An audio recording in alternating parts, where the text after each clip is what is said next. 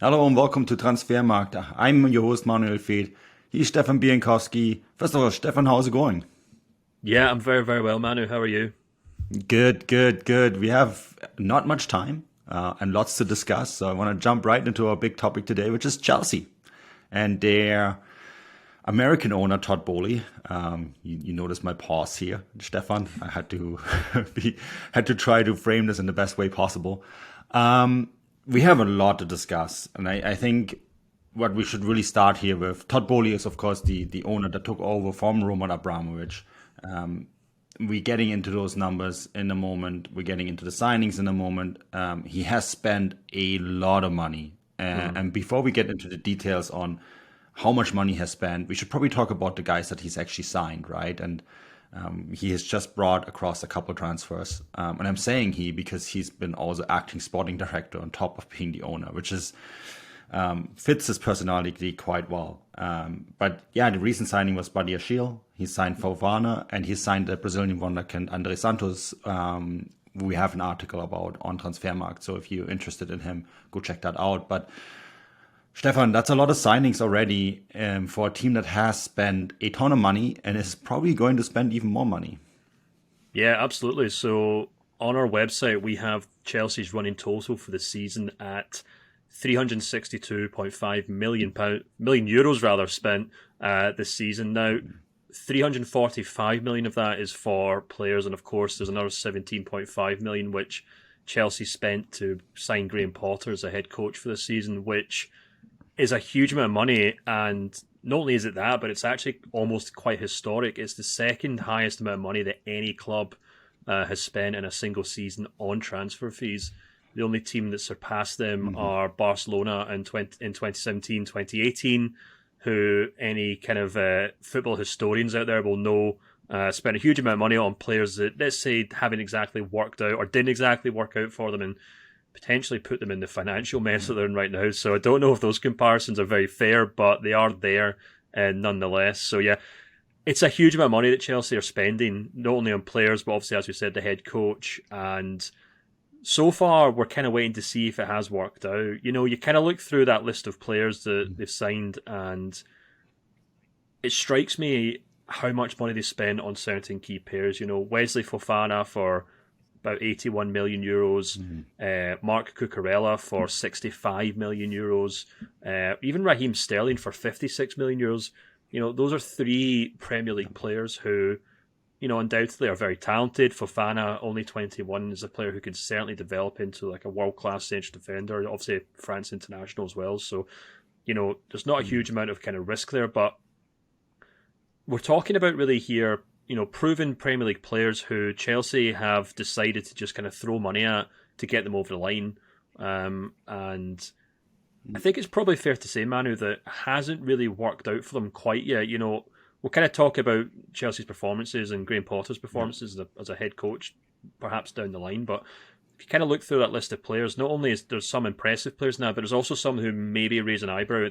But more than anything else, I think we're probably looking at every single one of those players and thinking, well, the transfer fee that was paid for them was considerably higher than their market value, not just on Transfermarkt, but I think what from based in real life as well, what other clubs would pay for them. And as such, you know, maybe we could go so far as to say a lot of money's been spent, but perhaps a lot of common sense hasn't been used along the way.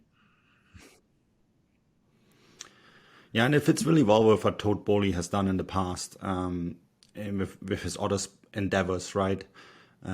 Mostly in sport, he does own the LA Dodgers, and he has been a owner of the LA Lakers. Although the track record there, he's a minority owner. The Suss family there calls the shots, and it's not been long enough to really sense where this is going to go. But the LA Dodgers are an interesting one, right, Stefan? Because he does have a track record there. The team has been very successful. He's a 20% owner, but the way it's structured there, that he has quite a lot of influence. And actually, Chelsea is a very similar structure than the LA Dodgers ownership. We have to remember it's not just Todd Boehly; it's a bunch of other guys, a bunch of other billionaires as well that own the club. It's just him that's calling the shots. And the LA Dodgers are an interesting one for me when I did my reading, is because they are a team that also spend really heavily and often over market value. And, when you look at their wage bill at the moment, it's about $100 million more than what the salary cap is. And it's a soft salary cap in baseball. So don't want to get into too many details here. It's not a baseball show.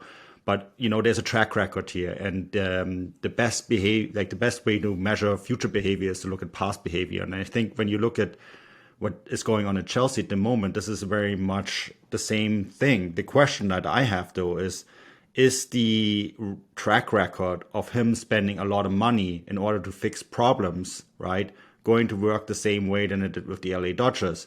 It's a very different sport, and he has made some sporting blunders. We all remember that he tried to trade players, right, like US style. He signed Badiashile to a 7-year baseball style contract.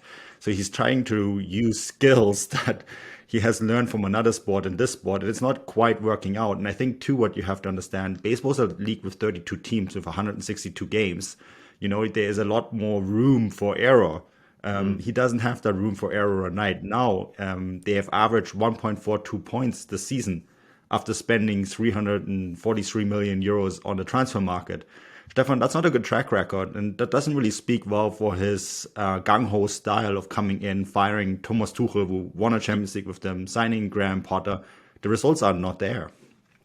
Yeah, absolutely. I mean, I think we can easily just kind of look at the Enzo Fernandez situation as a good example as to how Chelsea have kind of conducted themselves under Boehly. For anyone who hasn't been kind of keeping on top of this, Roger Schmidt, the Benfica head coach, came out this week and essentially said that Chelsea, pretended to pay for the player's minimum fee release clause, then decided against that, and then at that point decided to try and, approach Benfica via the negotiating table. And this was all after giving the indication to the player himself that they were going to buy out his contract, the deal would be done very quickly, and he'd be on his way to London. And that hasn't really happened, and it does kind of chime with how things have kind of played out with a number of players, actually, that Chelsea have tried to sign or have ended up signing since Boehly took over. And it certainly comes across as someone who's perhaps a little alien to the subtleties of, football negotiating. It's, as much as a global sport, and it's a sport that's very well established for, centuries now, I suppose, it's still almost a bit of a Wild West when it comes to player clubs agreeing transfer fees, players agreeing transfer fees, wages and things, and it's certainly very bizarre in terms of the way that Chelsea have been quite gung ho in this, and it seems as though they've kind of found themselves struggling to kind of match clubs in terms of even just sitting down across the table from them and with the goodwill of hammering out a deal. But the thing that really intrigues me is if you actually compare him to the American owners in the Premier League right now, you're talking about maybe the Glazers or the people that own Liverpool. More often than not, and I guess this is a stereotype to an extent, American owners come in, they're very smart with their money, and they only invest when they can see that they're going to get something out of it. And contrastingly, Todd Boehly potentially spent way over the top on buying Chelsea to begin with, and he's now throwing money around like it's no object. And you have to kind of wonder whether in the long term, whether he'll ever make his money back on that, which I guess is up to it's his prerogative whether he wants to make his money back on that. But I do kind of wonder if anyone has sat him down and made him look at UEFA's financial fair play rules or anything right now, because the sheer amount of money they're spending this summer, this season, is remarkable. And if it doesn't actually line up with success on the pitch very quickly, then they may actually find themselves in a situation quite like Barcelona, which I mentioned at the top of the show, where they're very different setup to Barcelona, so I don't think they'd ever be in a situation where they're having to, they have creditors knocking on the door, but they might find themselves in trouble with UEFA, even perhaps the Premier League, if this kind of gung-ho attack of the transfer window doesn't reap benefits very quickly. Yeah, it does look like someone is learning on the job. It's a very fascinating topic that we, of course, at Transfermarkt going to keep an eye on. They have signed Andre Santos. They have signed Badiashile. Both those stories are up on Transfermarkt. Go check it out. We'll be back with more content very soon. And until then, cheers and bye-bye.